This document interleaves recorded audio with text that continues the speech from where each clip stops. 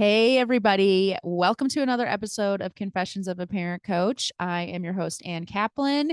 And today we're going to be doing something slightly different. There's something slightly different in my confession, and there's something slightly different in my question. So hopefully, this episode will keep you on your toes.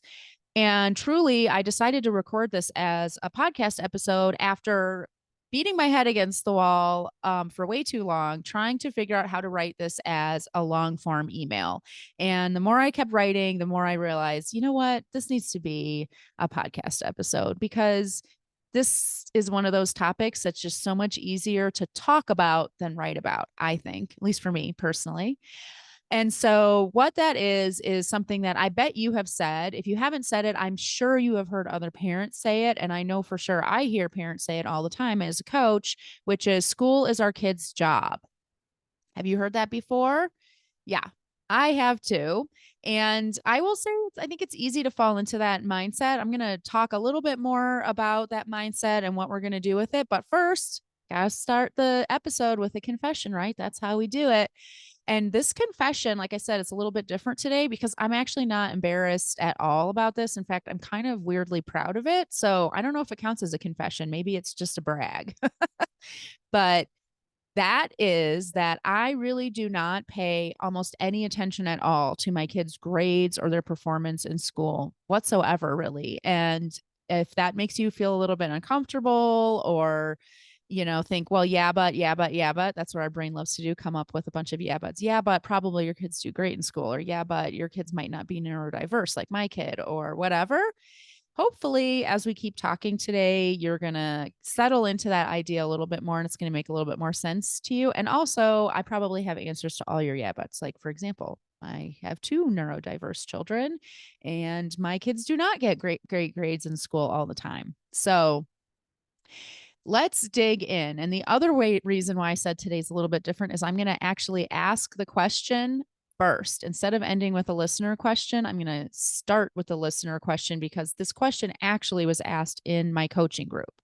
And if you haven't had a chance to check out the coaching group yet, you owe it to yourself to figure it out. If you are a parent who identifies as a mom, that is where you belong, in there having really high level conversations and up leveling your parenting with a group of phenomenal moms who are nothing but supportive and open and welcoming.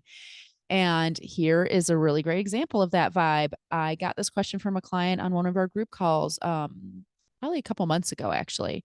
And what she said was, and I wrote it down so I'd get it all right. My 14-year-old daughter is in the midst of a fight with her bestie. Meanwhile, finals are coming up and she can't think of anything but this social drama. She says, all I care about is grades. And that's kind of true. I mean, school is her job.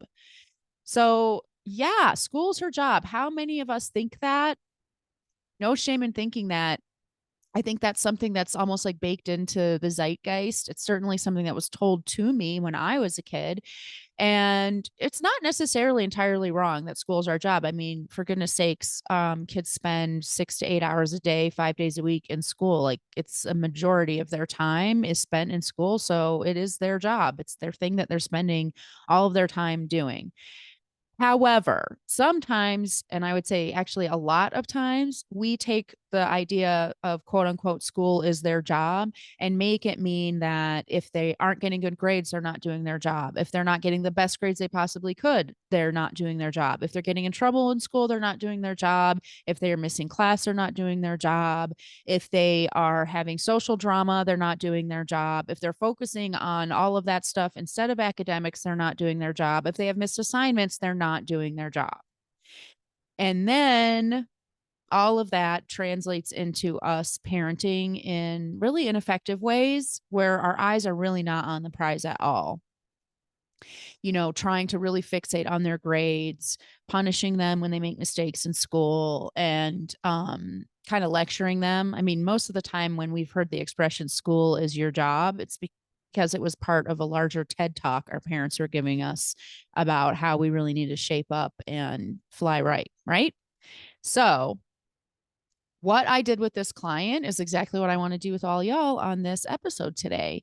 So, I want to challenge you to think about what is actually happening inside our kids. And in this case, this mom has a 14-year-old. So I literally asked her, what is happening inside your daughter right now? And it took a few back and forth questions before she kind of had this aha moment of like, oh, right, she's a teenager. Like, what's happening inside of her? Adolescence. Heck yeah. And if you're sitting there thinking, well, my kid's not a teenager, so, this doesn't apply to me.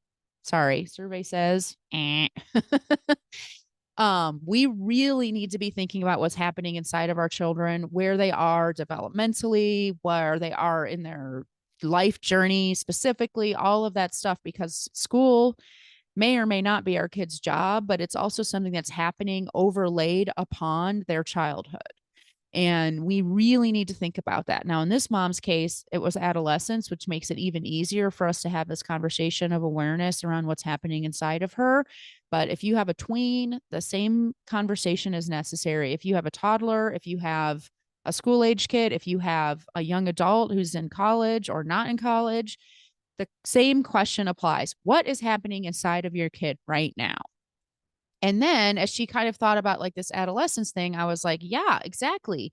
This kid is biologically programmed to prioritize her social life, to be impulsive, to have very little long term perspective. She is helpless to stop that process. It's just happening to her. So, what happens so often when we focus on the academic side of school is we are really sending a message to our kids that is something they can never level up into, because we're basically saying your job is this thing that you're actually programmed to give zero craps about. So even though you can't make yourself care about this thing, it's actually your job. And you think these other things like socializing and your friends are important, but they're actually not important. This thing that you feel is super, super important is actually stupid. And even though you are helpless not to care about it, right? Like we can't make teenagers, especially, not care about their social situation. It's not possible. So these kids are helpless not to prioritize socializing. These kids are helpless not to prioritize belonging, fitting in, figuring themselves out, making social mistakes, being impulsive. They can't not put that first. But we constantly try to lecture them into doing so. And we will never succeed with that. Okay. So that other thing that's happening when we're giving this message is, well, we're first of all, we're trying to put something on them that they're helpless to level up into, like I said, but we're also really downplaying something that's truly actually very important.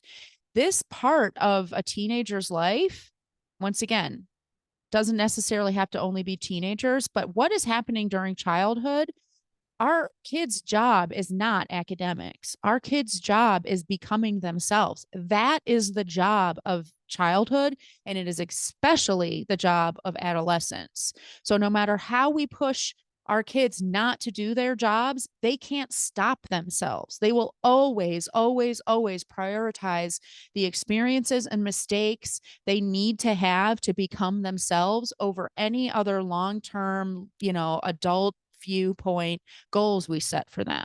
So, how true is it really to say of our kids, school is their job? That really depends on what we mean when we say school. If we mean grades or academics, we are really missing the big picture.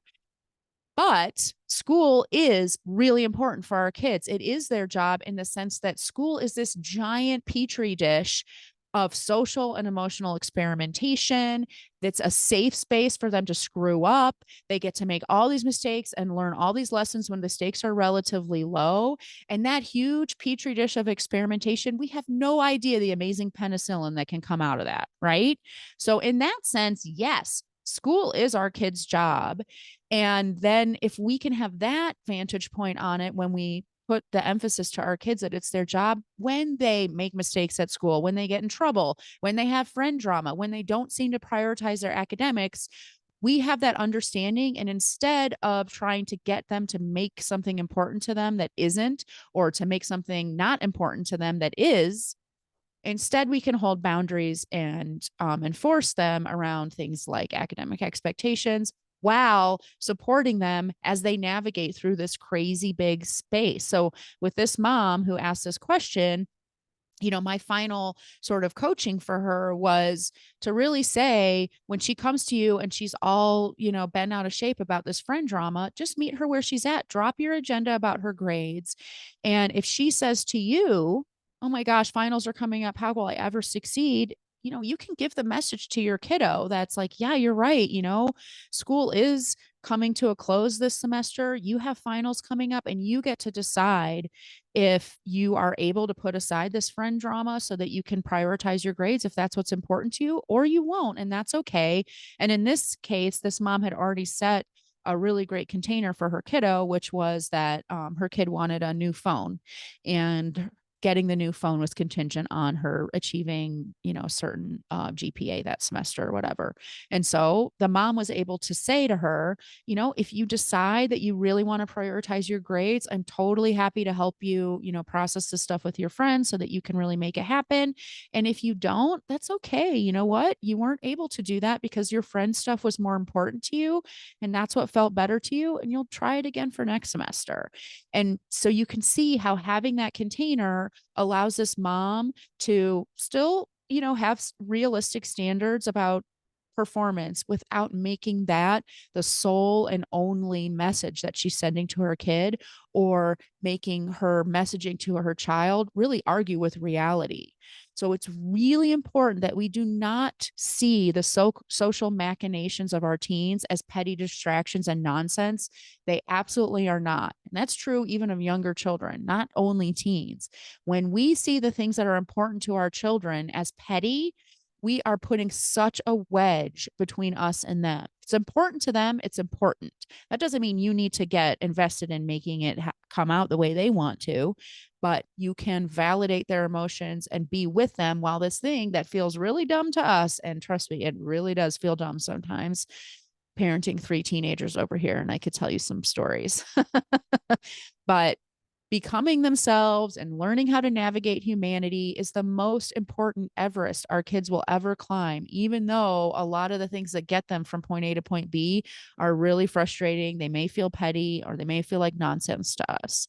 So if you are struggling with academics or social drama, or even being on the same page as your kiddo, that is my job. And that's where I can help you. So you get to be this huge factor in your child's happiness and success by learning some of these really amazing skills: how to hold that container, how to enforce that container without making it the only end all be all message that you're sending to your child, and how to support your child within that container. That all starts with a discovery call with me. All the info on how to set that up is going to be in the in the show notes for you. It's super easy to set it up, and I cannot wait to meet you and hear your story, get to know you and your struggles, and we can begin this amazing, fabulous coaching relationship that can truly change your life and change your kids' childhood. So I hope that was an amazing episode for you. Way better than a long, rambly email, hopefully. And I can't wait to talk to you again next week. Bye, everybody.